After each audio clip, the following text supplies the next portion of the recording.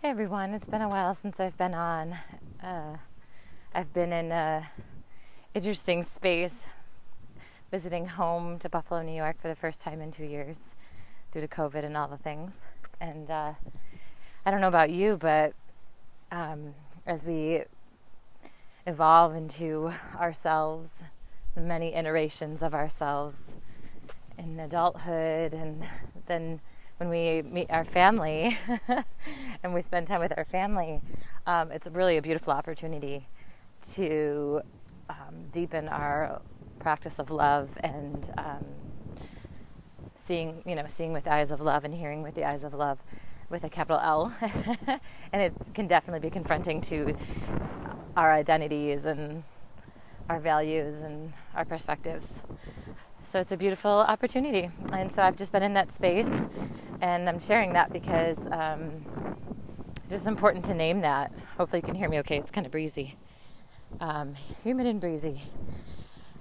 So that's where I've been. So I've been in this really liminal space of going inward and just questioning everything. And those are beautiful places to be in, although they're not my favorite. Although maybe it is, I'm really learning to enjoy it. Maybe it'll be my favorite soon. But I have deeper appreciation for sure about these liminal spaces where we question everything and turn to goo and lose things that are just ways of trying to keep ourselves safe and certain.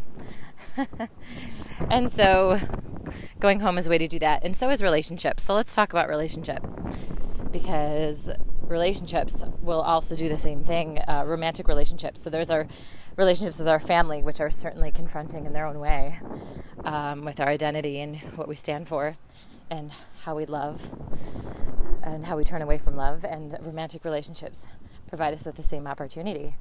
And I am particularly passionate about romantic relationships. I chose a partner in life who we are very different people.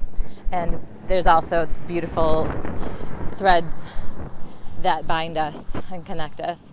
And a lot of that is choice. So I want to talk about what's the thing that so many people miss in their romantic relationships that make all the difference, and that has you feeling like stuck, or maybe there's something wrong. Maybe this isn't the right person for me. This is maybe there's something wrong with me, with them, with the relationship, all these things that we question. I don't know if I can accommodate that. And there certainly is a place for non-accommodation.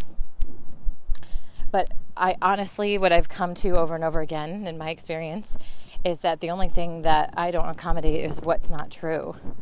If there's anything else that I'm like, I can't accommodate that, oftentimes it has to do with me feeling like gripping for safety or gripping for how I think something should look or should go, which I've shared about in the past with places that I've confronted in my relationship. And so, of course, I'm confronted again because this is my walk and this is what I'm part of my medicine. I'm here to serve and alchemize in my being to serve others. And so, yes, choosing. So here's the thing, if I just want to make it really distilled, is most people will not choose these two main things. And there's 3 pillars to my hot monogamy framework. And the first pillar is this. It's choosing. Choosing that you are the creator of your life. And so when you are the creator of your life, you are the author, right? The co-author. You're co-creating with life, with desire and truth as it arises in your being, and you follow those threads as love and truth would have you move. And I know that's very esoteric, but you can ground that into, anything that comes up for you in your life. Like, what would you love to experience in your relationship? And if you're not experiencing that, how can you be a stand for that? Like, how can you author that into your life? How can you invite yourself and your partner into this beautiful experience that you want to have together? And the other piece is, so you're the author of your life, and then are you willing to create with anything? So this is where people get stuck, because the first thing is, okay, yes, I'm the co-author of my life. I'm listening to my truth and my deepest desires. That's a whole practice. Like, you can literally spend years and years learning how to distinguish what is the deeper truth, the deeper desire that wants to move through me and be experienced in this relationship. And for a lot of us, that's our journey. It's just learning how to listen for the truth versus egoic preferences. So this is what I teach to my clients. It's like, first, how do I distinguish the difference between truth and egoic preferences? Okay, so once you've got that and you're like, okay, now I can really start to feel for the subtleties of this is like what's true for me. This is what I would love to create. This is what turns me on. And not from egoic preference, but from like a must. It's just like alive and beautiful and juicy, what I would love to experience and create with my partner in this relationship. And so once you have that and you're really co-authoring your life, there's also this second part of being a creator, which is not just the author, but also, can I create with anything? And this is so important, because oftentimes when we become the co-authors of our life, what sneaks in, and we don't catch it because it's so sneaky, is that we start to have an idea of how it should go, or that even the deeper truth, like, oh, I really want to experience this deep connection, or a soulful connection with my partner. And so you're a stand for that. And then we have an idea of how it should go, what it should look like. So we can start to get attached to specific ways of manifesting this deeper desire or truth, right? Versus understanding that there are many expressions of that truth. And if we can relax our vision and get softer, like the soft lens on a camera, and relax our grip around what we're standing for, that we can kind of surf the waves of creation versus remaining fixed in our creation as an author of our lives, then everything that is occurring in your relationship is material to create the desired experience. In other words, you can create with anything, even what you don't want. Like, even if there's a circumstance happening in your relationship, you're like, I don't like what my partner said, or I don't like the way they're showing up, or I don't like the way I said it, or the way I'm showing up, is that we can look at that and say, oh, there's nothing wrong with any of it. And this is the trickiest part, is that we will like look at it like, oh, there's something wrong when they said this, or they behave like this, or I invited them into this and they said no, or whatever. Where something's happening that we don't like, it's like, can we create with that as perfect?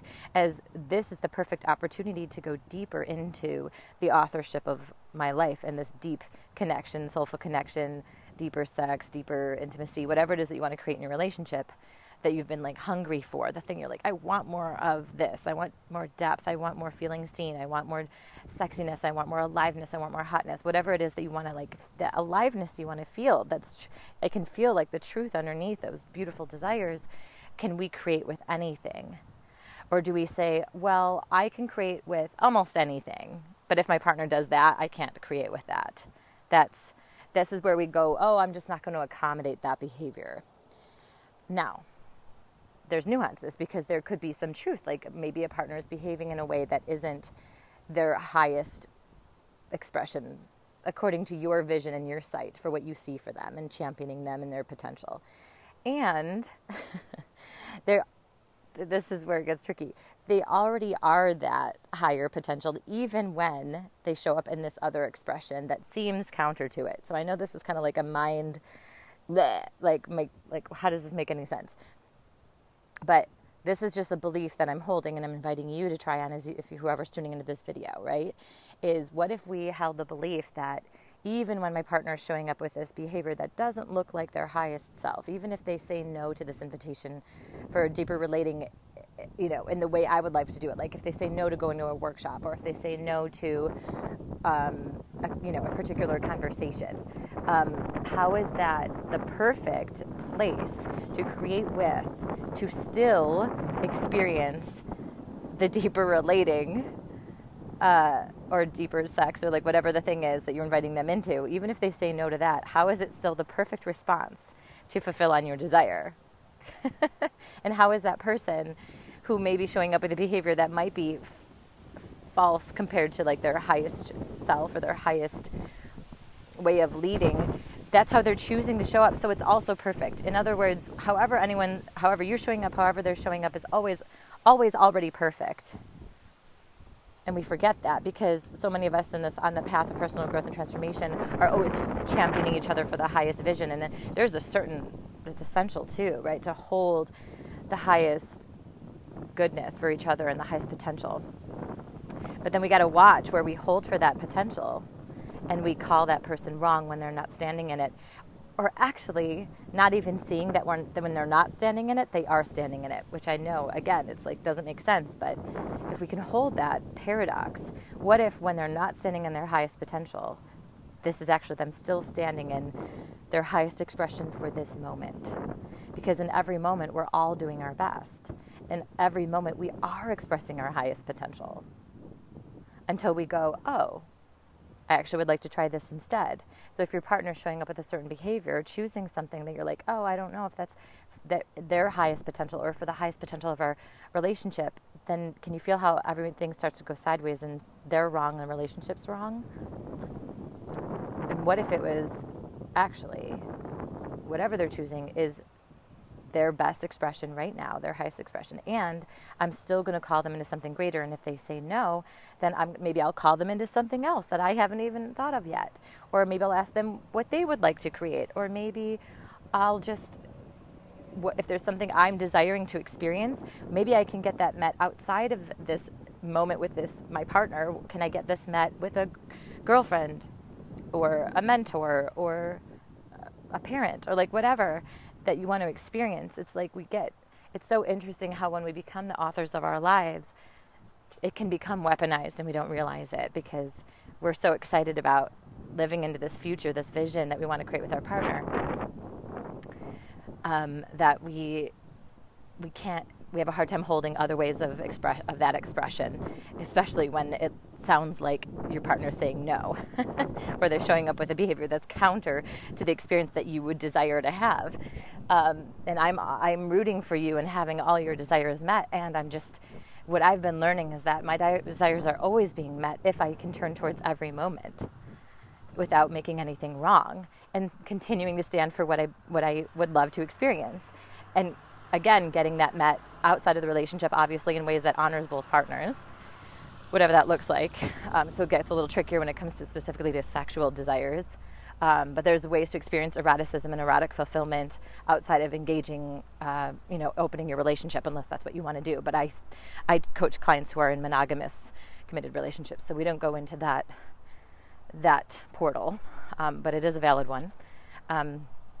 So I think that's just what I wanted to say, is that most people don't know how to be the author of their life. They don't know the difference between their egoic preferences and the truth. And then once they do get that connection to their truth, they don't know actually how to hold it lightly and with such generosity of spirit that they're not becoming codependent and micromanaging their partner or becoming rigid on how it should look and be expressed. And there's just a lot of nuances that go with that I coach people on. There's a lot of layers of what's actually happening there, why we turn away from those moments and call somebody or something wrong, because we have this beautiful desire. So it can be disappointing when our partner shows up counter to that or appears to be. And so my invitation is, what if in every moment they're showing up perfectly to support you in getting your deepest desires met? It just looks way different or even counter to how you think it should go. And it's just always an opportunity to expand into more love and what you want to stand for and what you want to create. And again, allowing yourself to have the spaciousness to look outside of your romantic partnership to get certain experiences met, or to create with your partner a way you've never created before, and to see how your relationship is already feeding that desire in ways that maybe you were like, that doesn't count. That's not the deep connection I'm looking for. That doesn't count. But we step over those moments where our desires are being met because it's not exactly how we think it should go. So I just want to say that, can we hold all of it is essentially what it comes down to. Can you hold your truth? Can you hold your deepest desires? Can you allow yourself to want it and have it? Can you allow yourself not to get it met exactly how you want it to be met, but know that it's actually being met exactly how it, at the deepest level? It's all a soul journey. So just requires a lot of space and love and willingness. And that's what I do with my relationship. And that's what I teach my clients. So if you're interested, stay tuned, because I have a group program coming up. And for those of you who are tuning in and you're like, I want this energy to move now. I don't want to go into a group program for 3 to 6 months. I am ready to up-level my relationship yesterday. Then I have 2 special opportunities that are one-on-one only. One is for a one-on-one client to work with me for 3 months. You receive 9 one-on-one sessions and 1 VIP day. So if you're not familiar with that, it's like a luxury day where you get pampered by me and by whatever feels pampering to you. So for some people, that's some spa time. For some people, that's going out on the town, dance lessons, whatever that looks like for you. That feels pampering and rich and yummy. And then coaching, so it's not just about a spa day, though that's just like what, part of it is gifting yourself like a vacation, but also a vacation of coaching, right? So you have a full day of moving lots and lots of energy. We're going to move mountains in that day, in that luxury VIP day. And so that's in a 3-month container, 9 one-hour sessions with me over 3 months. So 3 a month, 1 week off to integrate 1 luxury VIP day in Los Angeles. Flight is not paid for, but the hotel is paid for that you stay in for the day, and all the amenities and fun spa treatments and all the things which we would create together based on your desires. And then access to me Monday through Friday via Voxer coaching for on-the-spot coaching. So that's some high-level, high-quality support, and the investment is $30,000. And then I also offer just a VIP day if you just want to do the VIP day and are not looking for 3 months of high-intensive, high-value, high-level support. You're just looking for 1 day to just move something that's been driving you crazy in your relationship.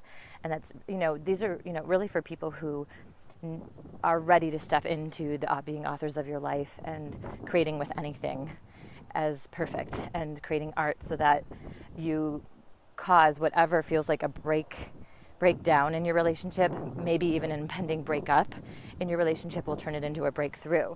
It doesn't guarantee the form, but more often than not, I see couples recreating their relationships into even more rich and more powerful relationships. I've done it, probably going on 4 times now in my own marriage, dissolving and recreating my marriage with my partner. And that's what I support people to do. And so if that's what you're like, I'm so ready to create a whole new relationship with my partner, and you want support, then either the 1 VIP day, that's $10,000 if you just want to go for the 1 day all-intensive support and spa deliciousness in Los Angeles, or we could do it virtually if you don't want to make it out to LA. And I'll put you up into a hotel in your city for the day, and you'll get to luxuriate and receive my beautiful love and coaching. And we'll move what energy needs to be moved, so you get to create the relationship that you're in love with, that you're falling in love again, and your heart gets cracked open in the work that we do together. That's what I'm up to. So either the 1 day VIP day or 3 months high-level client work. And lastly, I'll have a group program coming up. So stay tuned for that if you'd rather do a group ride, longer journey for 3 to 6 months. And I'll be sharing more about that shortly. Thanks for tuning in. If you have any questions, or if you have anything specific that you would like to be coached on the spot, energy that you would like to move in your relationship, that you're like, I'm tired of nagging my partner, or I'm tired of biting my tongue and ignoring it, and I'm building resentment, or I'm freaking out and panicking if this person's for me, if this relationship's going to work. You've been together for a while, and so it'd be devastating if you did break up, but you're wondering if maybe that's the next thing. I will love to guide you over that, to support you, that whatever you end up choosing to do, whether it's recreating a relationship or dissolving and recreating your relationship, or dissolving and separating, that it's going to feel like the most loving, best thing you've ever done. And that's what I'm here to support you in. So if you have any questions, put those in the comments, and I'll provide some on-the-spot coaching for you. If you would like to apply for the VIP day in LA or the 3-month program, reach out to me and we'll chat. And I look forward to supporting you. And if you know anyone who would benefit from this message, send them this video. And all my love to you. All right, see you next time.